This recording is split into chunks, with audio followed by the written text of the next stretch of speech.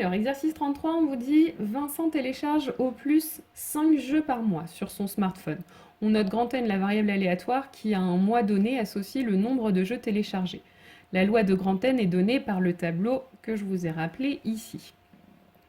Alors, on vous demande dans un premier temps de calculer la probabilité manquante. Comment vous allez faire? On sait que la somme de toutes les probabilités dans un tableau de loi de probabilité doit faire 1. Donc là, il va falloir mettre le nombre qui manque pour que vous ayez bien une somme de probabilité qui fait 1. Et donc, ici, la probabilité qui manque, c'est 0,12. Maintenant, on vous demande quelle est la probabilité que Vincent télécharge au moins 3 jeux. Alors, probabilité qu'on télécharge au moins 3 jeux, ça veut dire qu'on en télécharge 3 ou plus. Donc ça, on peut le noter, probabilité que notre variable aléatoire N, le nombre de jeux téléchargés, soit supérieur ou égal à 3. Et comment je vais calculer ça? Plus grand ou égal à 3, je sais que la probabilité de... Ça veut dire qu'on a téléchargé 3, 4 ou 5 jeux, et donc la probabilité que n soit supérieur ou égal à 3, ça va être égal à la somme de ces trois probabilités. Donc 0,07 plus 0,3 plus 0,1. Et donc finalement, ça va nous faire 0,47. Et ensuite, on vous demande la probabilité qu'il ait téléchargé au plus 4 jeux, ça veut dire maximum 4, donc ça veut dire 4 ou moins. Donc c'est la probabilité que n soit inférieur ou égal à 4. Et donc ça, ce sera donc égal à 0,13 plus 0,28 plus 0,12 plus 0,07 plus 0,3. Alors ça, c'est la première façon de calculer, donc on trouve 0,9. Mais on aurait pu être aussi un peu plus astucieux, dire qu'on a téléchargé au plus 4 jeux, en fait c'est le contraire finalement d'en avoir téléchargé 5. Donc ça on peut l'écrire, c'est égal à 1 moins la probabilité que n soit strictement supérieur à 4. D'accord? Le contraire d'être inférieur ou égal à 4, c'est être strictement supérieur à 4. C'est-à-dire, dans notre contexte ici, c'est-à-dire être égal simplement à 5. Donc moins la probabilité que n soit égal à 5. Et donc c'est égal à 1 moins 0,1, c'est-à-dire 0,9 de la même façon. Donc peu importe la méthode que vous choisissez. Maintenant, exercice 34. Donc, c'est un vrai-faux. On vous dit que grand X est la variable aléatoire qui, à chaque élève de première, associe le nombre de connexions un jour donné à l'ENT de son lycée. Et on vous donne la loi de grand X dans ce tableau. Alors, on vous demande la valeur de petit a, donc le petit a c'est la probabilité que grand X soit égal à 3, c'est 0,09. Alors pour ça, on vérifie. On vérifie, on sait que la somme des probabilités doit faire 1, donc si je remplace a par 0,09, est-ce que ça fait 1? Et donc, si vous le faites, on s'aperçoit qu'effectivement, c'est le cas. Si je fais 0,15 plus 0,38 plus 0,35, donc on peut l'écrire, 0,15 plus 0,38 plus 0,35 plus 0,09 plus 0,03, c'est bien égal à 1, donc l'affirmation est vraie. Donc là, on a bien 0,09.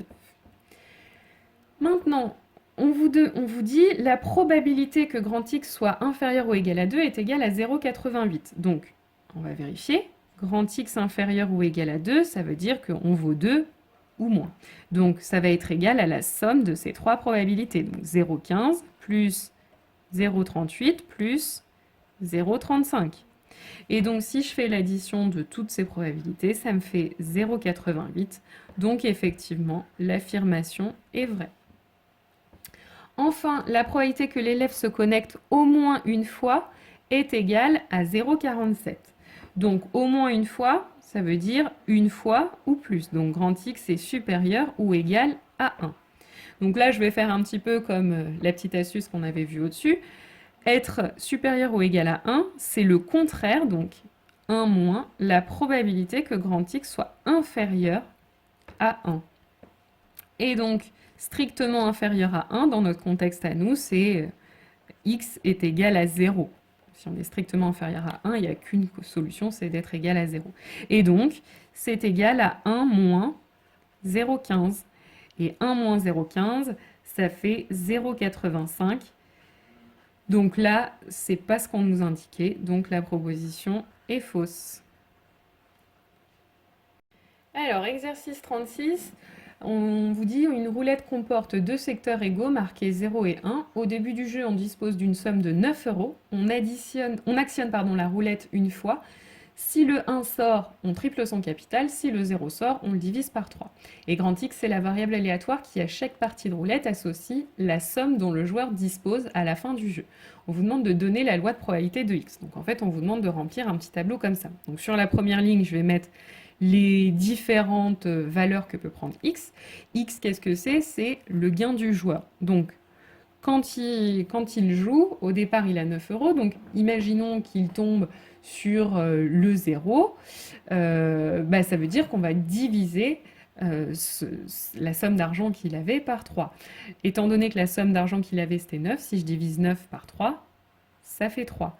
Donc, voilà le premier gain possible. Si on tombe sur les zéros, notre gain, ce sera 3 euros. Enfin, le capital, la somme d'argent qui nous reste, ce sera 3 euros.